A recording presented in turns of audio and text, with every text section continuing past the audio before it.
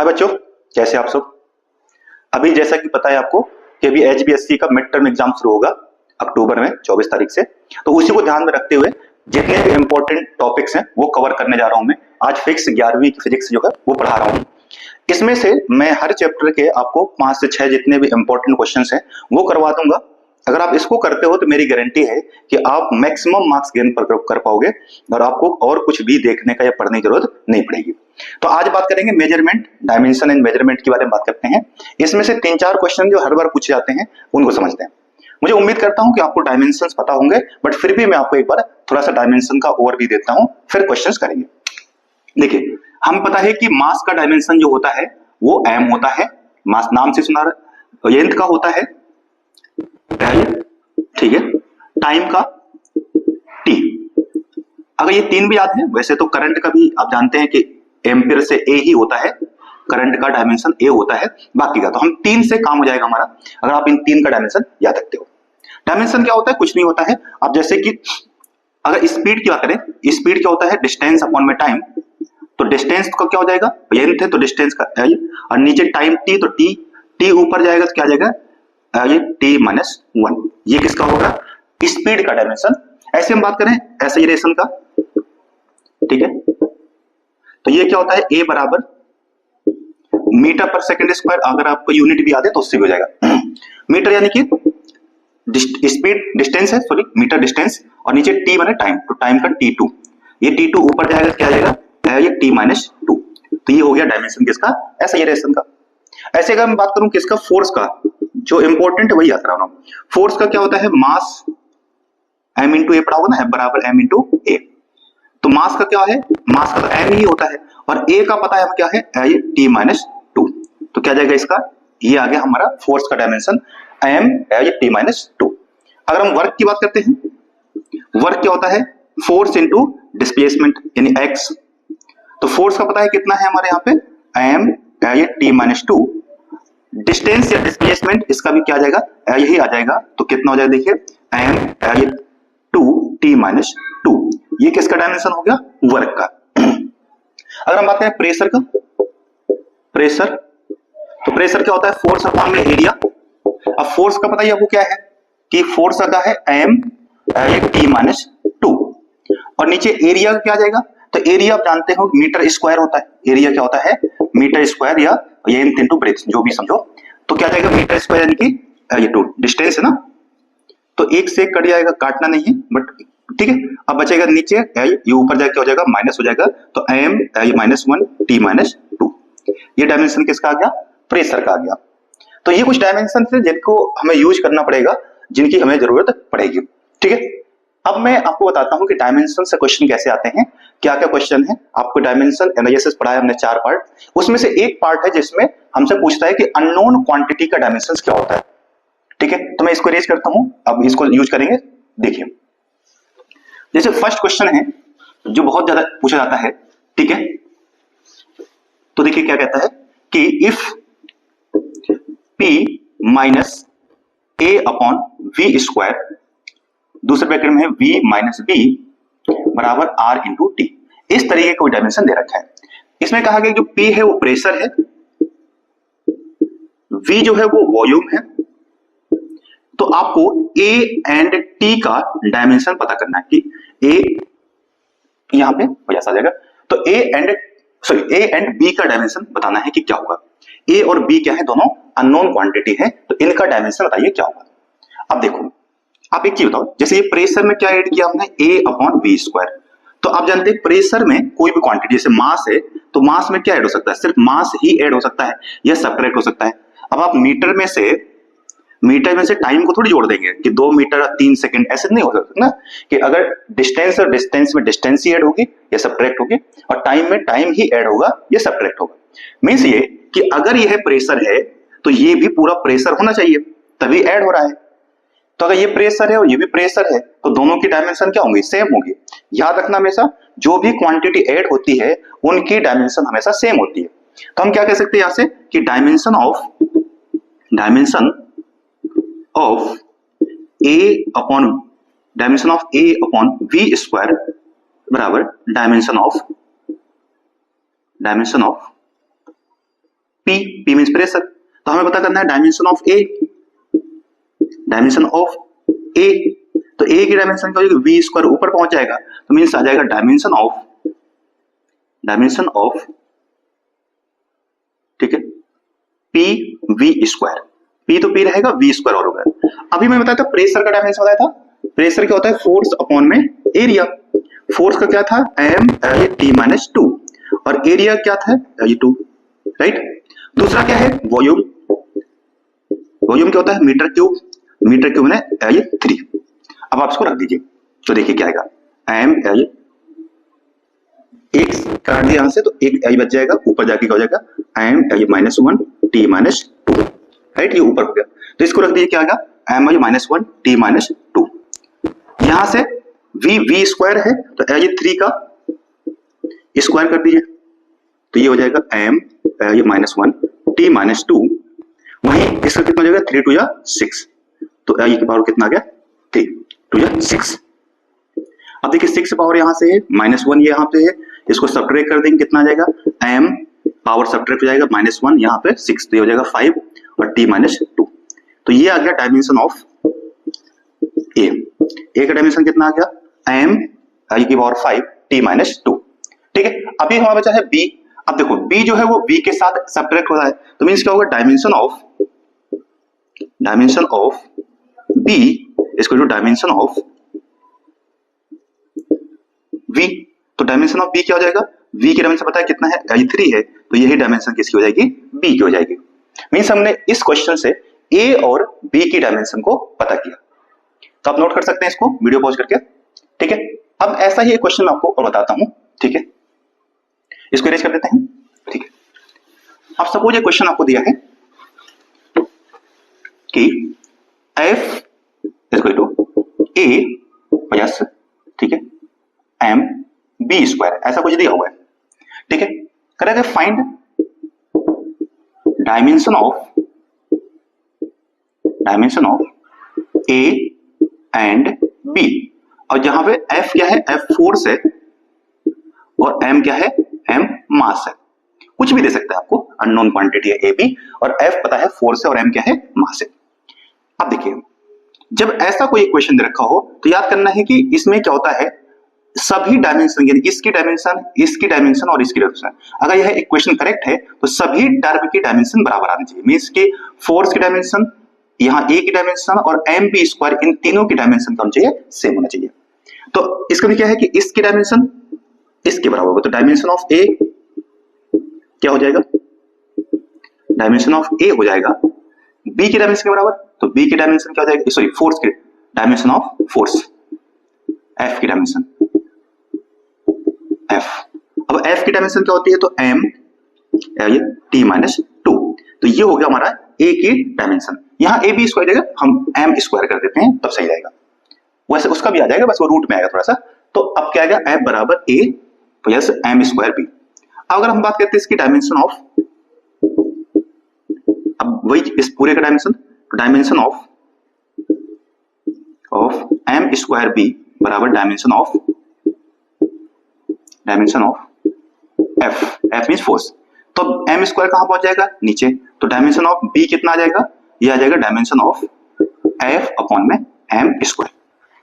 f का पता है डायमेंशन क्या होता है, m ये t -2, और नीचे m2 आ जाएगा, क्योंकि मास है, मास का 2 है तो m2।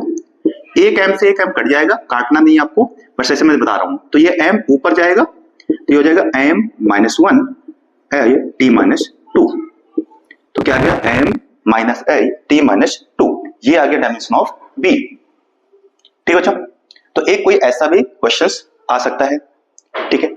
एक और बताता हूं आपको, जैसे इसको अरेंज कर देते हैं, नोट हो गया ये। तो आइए, जैसे मैं आपसे कहूं कि s equal to at plus bt square, ये दिया हुआ। मैंने कहा कि इसमें जो s है वो डिस्टेंस है, t जो है वो टाइम है, और इसमें आपको a एंड b की डायमेंशन बताना है क्या होगा। अभी बताना कि इसकी जो डायमेंशन होगी, इस पूरे टर्म की डायमेंशन और इस पूरे टर्म की डायमेंशन बराबर होनी चाहिए। Means dimension of dimension of S जो है, एस मींस डिस्प्लेसमेंट जो है, उसकी डायमेंशन क्या होगी, डायमेंशन ऑफ एटी, ठीक है, ए टी। अब पता करना है किसकी, ए की डायमेंशन, तो टी कहां आ जाएगा, नीचे आ जाएगा, तो डायमेंशन ऑफ ए यहां जाएगा डायमेंशन ऑफ, ऐसे करते हैं, ठीक है, एस बाई टी। अब एस का पता है, एस क्या है, डिस्टेंस है या डिस्प्लेसमेंट, तो उसका तो एल हो जाएगा, और टी क्या है, टाइम है, तो टी हो जाएगा। ये ऊपर पहुंच जाएगा, क्या बन जाएगा, ये टी माइनस वन, राइट। वहीं अगर दूसरा बात करें कि बी की बात करें, तो यहां से बी टी स्क्वायर, तो dimension of B T square बराबर डायमेंशन ऑफ एस। अब टी स्क्वायर कहां भेज दीजिए, नीचे, तो डायमेंशन ऑफ बी बराबर डायमेंशन ऑफ एस अपॉन में टी स्क्वायर। एस का डायमेंशन बताइए आपको क्या हो जाएगा, टी मींस टाइम, तो टाइम का पावर 2, ये ऊपर जाकर माइनस हो जाएगा, तो क्या जाएगा, ये टी माइनस 2। तो ये हो गया हमारा अननोन क्वांटिटी का। इस तरीके से आप किसी भी क्वांटिटी का डायमेंशन पता कर सकते हैं, ठीक है।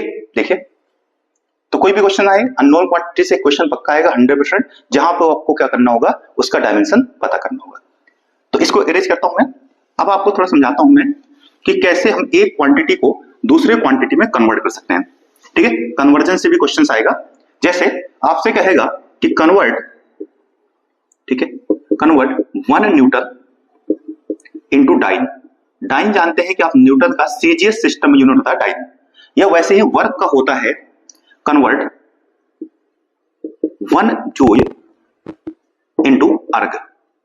तो ये सीजीएस सिस्टम है और ये ऐसा यूनिट या एमकेएस सिस्टम कह सकते हैं। यहां पर भी ये सीजीएस सिस्टम है, फोर्स का यूनिट डाइन होता है, और ये एमकेएस सिस्टम है। इसको हमें कन्वर्ट करना है, दोनों का तरीका सेम ही रहेगा, बहुत ही आसान तरीके से आप कन्वर्ट कर पाएंगे। जैसे देखिए, हमें कन्वर्ट करना है एमकेएस से सीजीएस में, राइट। तीन ही क्वांटिटी होती है, रखिएगा, एक मास, डिस्टेंस, लेंथ और टाइम, ठीक है। इसको m1 t1 l1 t1, यहां से m2 ये 2 t2 मान लेते हैं, इसको इसमें कन्वर्ट करना है। और n कितना है, n जो क्वांटिटी कन्वर्ट करना है, n यहां कितना है, तो 1, तो n1 1 दिया है, और n2 हमें क्या करना है, पता करना है कि कितना होगा। सीधे m1 l1 t1 दिया है और n1 दिया है, m2 l2 t2 पता करना है, सॉरी ये दिया हुआ है, और n2 पता करना है। अब आप बताइए कि यहां पे अगर इसको हम 1 ग्राम करें तो ये कितना आएगा, 10 की पावर 3 ग्राम। सीधी बात है, क्योंकि 1000 ग्राम होता है, मतलब 1 केजी में कितना होता है, 1000 ग्राम। ये केजी में है, एमकेएस सिस्टम है, ये सीजीएस मींस ग्राम में है, तो 1 ग्राम यहाँ पे 1000 ग्राम। वही यहाँ पर 1 सेंटीमीटर, तो यहाँ कितना जाएगा, 100 सेंटीमीटर, या उसको कह सकते हैं 10 की पावर 2 सेंटीमीटर। टाइम तो हमेशा एक ही सेकंड रहेगा, चाहे ये हो चाहे वो हो, दोनों में सेम ही रहेगा, 1 सेकंड 1 सेकंड, राइट। तो क्या है, देखिए m2 1 ग्राम, तो m1 कितना, 1000 यानी 10 की power 3।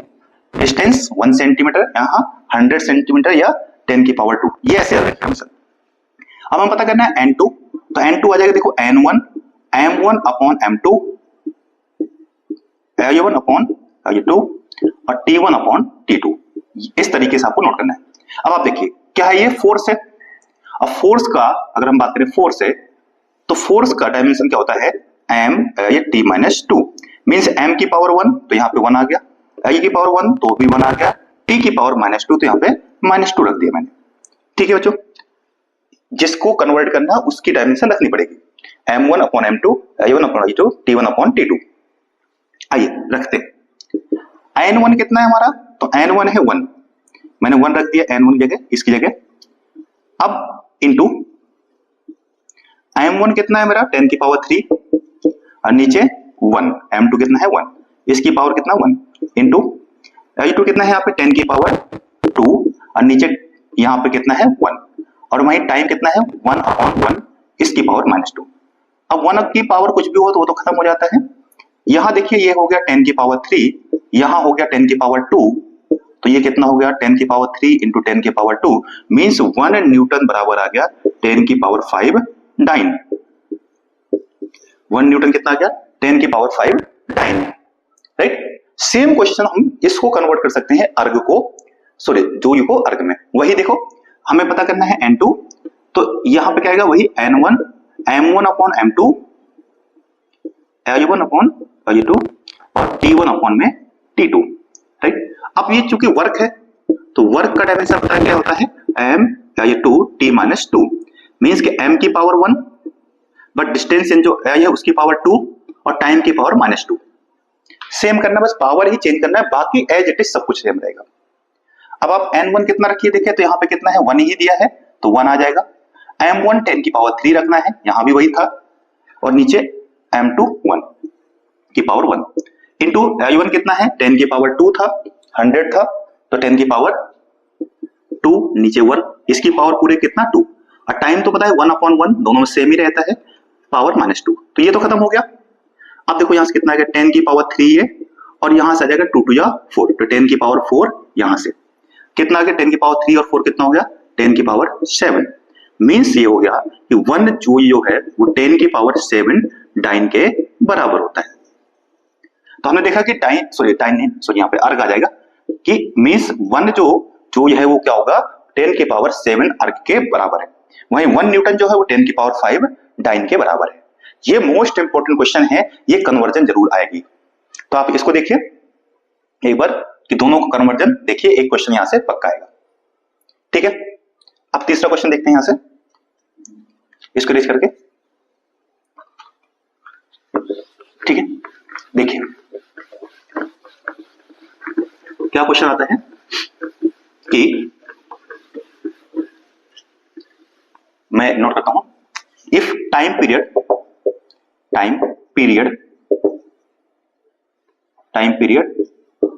of pendulum T it depends on length of string and acceleration due to gravity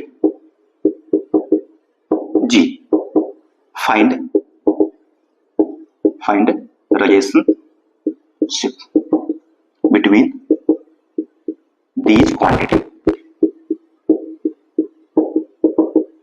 means क्या कह रहा है कि एक इस तरीके का पेंडुलम है, ये धागा है जिसकी है, इसको अगर हम यहां से ऐसे पकड़ के छोड़ते हैं तो यह एक बार ऐसे जाता है, यहां जाता है, वापस घूम के आता है। मीन्स ये एक राउंड पूरा करने में जो टाइम है, ये टाइम जो है वो 3 चीजों पर डिपेंड करता है। एक तो स्ट्रिंग की जो लेंथ है उस पर, दूसरा इसका जो जी है, ग्रेविटी जो है उस पर, जो टाइम पीरियड है। तो जब भी कहे कि टी डिपेंड कर रहा है, जो भी टी डिपेंड कर रही है, यहां कह रहा है कि जो टाइम है वो डिपेंड मीन प्रोपोर्शनल किस चीज पे, एक तो लेंथ पे डिपेंड कर रहा है तो इसकी पावर ए कर देंगे इनटू, दूसरा कह रहा है जी पे डिपेंड कर रहा है तो जी की पावर बी, कुछ और भी क्वांटिटी कहता तो उसकी भी पावर हम सी डी इस तरीके से करते जाएंगे। मींस क्या कह रहा है कि जो टी है वो डिपेंड कर रहा है, डिपेंडेंट हो गया प्रोपोर्शनल किस पे, लेंथ पे तो ए की पावर ए, जी की पावर बी, इस तरीके से हमने इसको अरेंज कर दिया। अब इसको हटाएंगे प्रोपोर्शनल तो टी बराबर आ जाएगा यहाँ पे कांस्टेंट के आ जाएगा, ए की पावर ए एंड जी की पावर बी, ठीक है। इसको आप इक्वेशन फर्स्ट मान सकते हैं, आप समझिए इसको। अब हमें करना क्या है कि इस के को छोड़ करके सभी की डायमेंशन को आपको अरेंज करना है।